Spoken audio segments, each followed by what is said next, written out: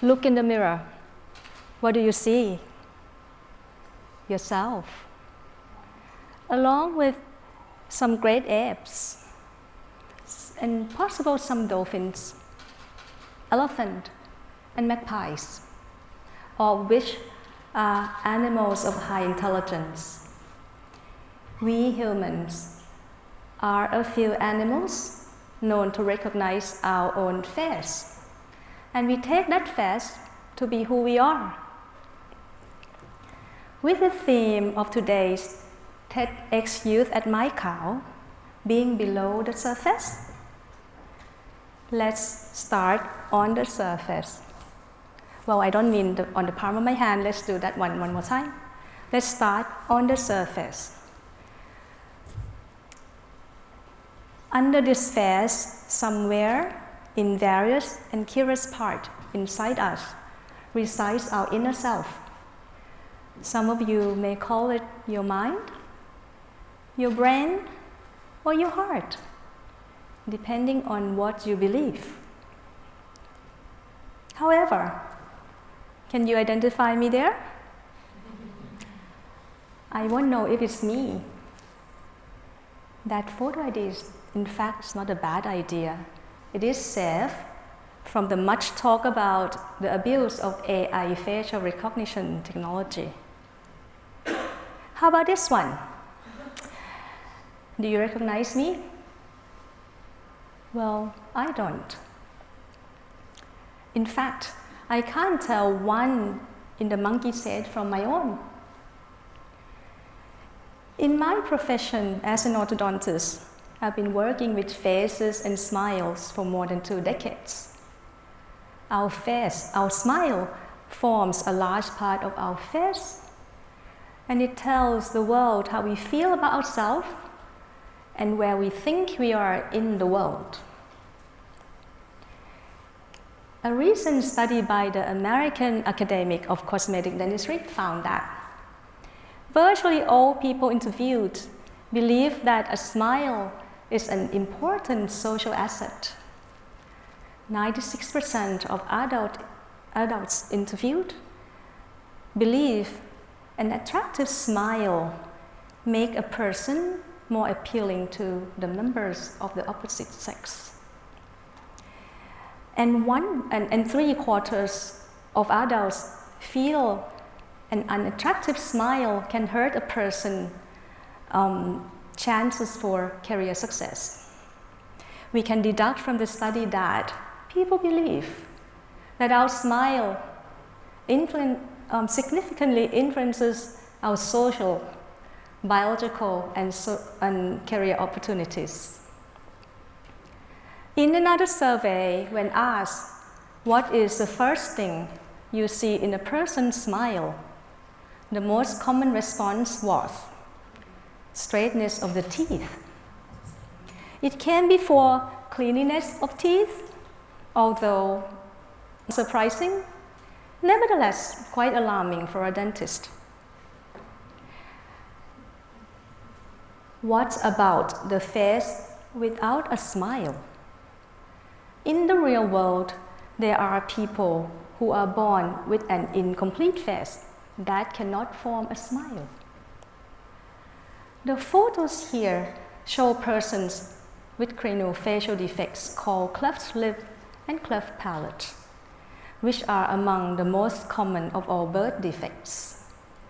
It can occur as an isolated condition or is a component of inherited disease or syndromes. Approximately 1 in every 700 babies in Thailand is born with this condition. The worldwide figure is about 1 in 500 to 750. Roughly, every 3 minutes, a child is born with a cleft into this world. This means that there are more than 1,000 babies born with this defect every year in Thailand. And this figure doesn't include babies who are born with more craniofacial defects and the many affected children in the hill tribes and refugee populations. What is cleft? Cleft lip is a slit in the upper lip that occurs when the developing facial structure fails to form a complete face. When a baby is developing inside the mother's womb, a child with a cleft lip can also experience an opening in the bone and the gum of the upper jaw and the roof of the mouth called cleft palate. Cleft lip and cleft palate may be unilateral or bilateral.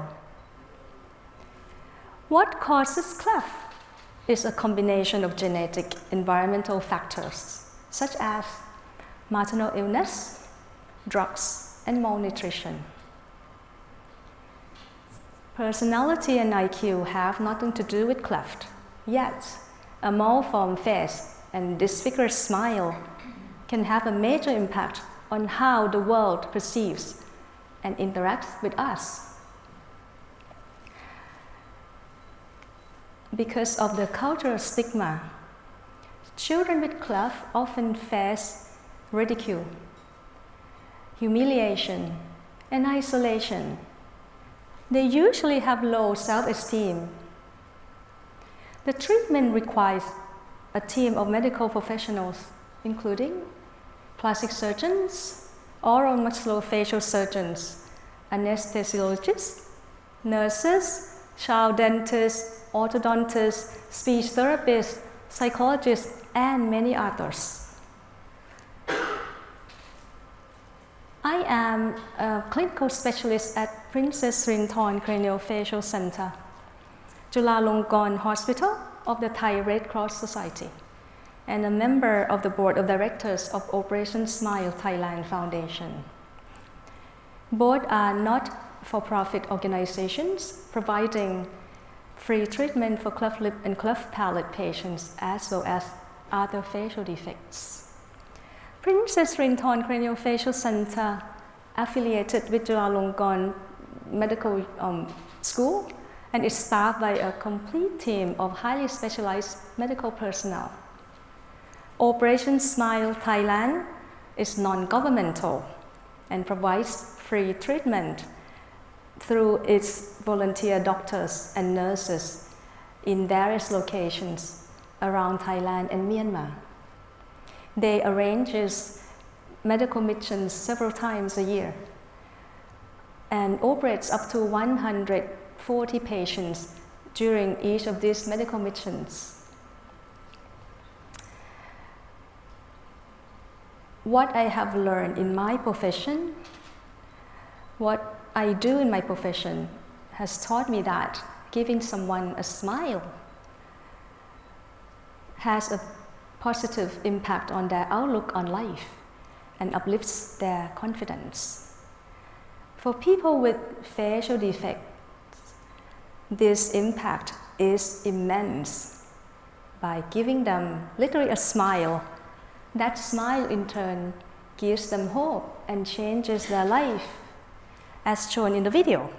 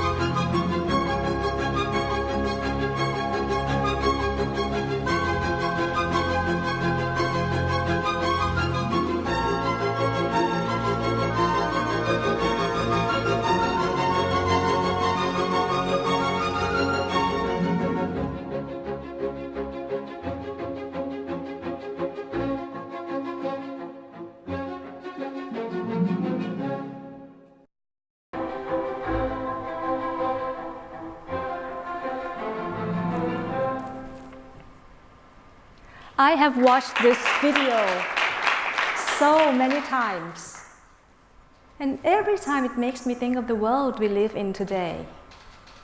The importance of face and smile has never been this much in our face. With the prolific usage of social media,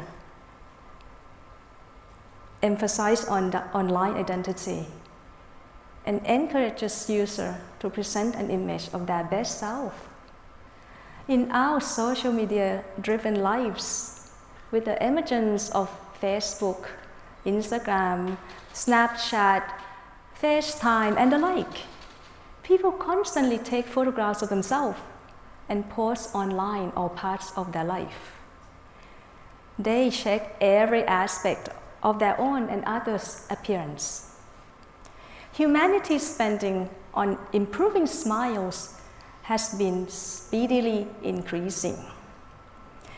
The global cosmetic dentistry market is projected to grow from $19.74 billion in 2018 to $33.41 billion in 2026, roughly registering a compound annual growth rate of 6.8% during the period.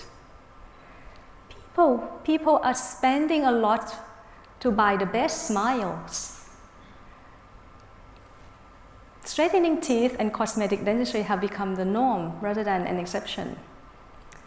For my cleft lip and cleft palate patients, despite facing many serious health issues such as breathing and eating problems, as well as some infections, invariably one of the first questions they ask when they start their treatment is, will I become pretty or will I become handsome? Throughout million years of evolution, our face has become a vital part of our survival. This frequently asked question from my patients has biological validation.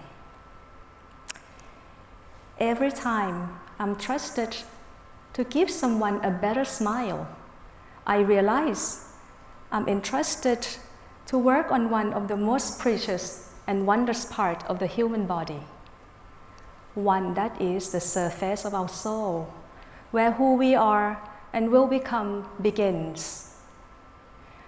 In a world that gives so much credit to things below the surface, it is ironic how the surface itself does matter. The next time you look in the mirror, what do you see?